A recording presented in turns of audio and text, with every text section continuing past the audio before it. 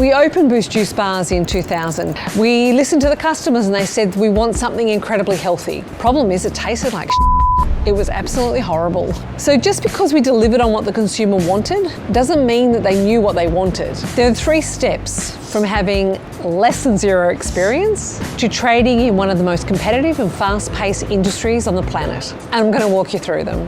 One of the most important things if you are in the business of selling food is do not get lost in all the noise. It has to taste amazing. I'll give you an example. We listened to the customers and they said, we want something incredibly healthy. And yes, we put more fruit and vegetables in people's diet than most other businesses out there.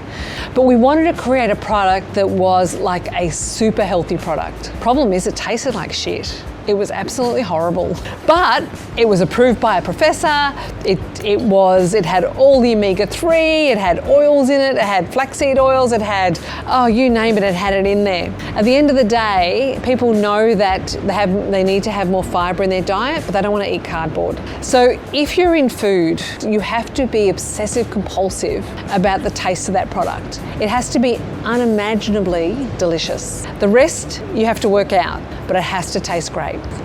We opened Boost Juice Bars in 2000. By 2004, there was probably 40 juice bars competing, probably even more.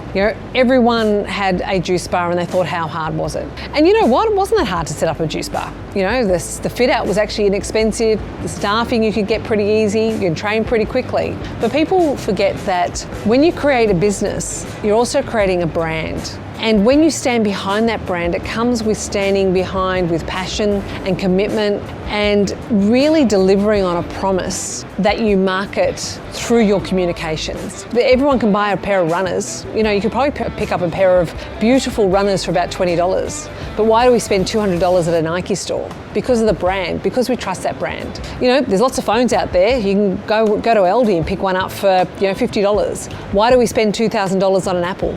Because we trust them. Because it's a brand, because we want to be seen with it. And more importantly, and I still don't understand this question, how can you spend $30,000 on a Gucci bag when from the same factory you can buy the same bag for $100? Because it's a brand. So understand that when you're creating a business, that you're not just competing against competitors, you're creating a brand that people want to go to. People want to be seen at, and people want to be known to be at.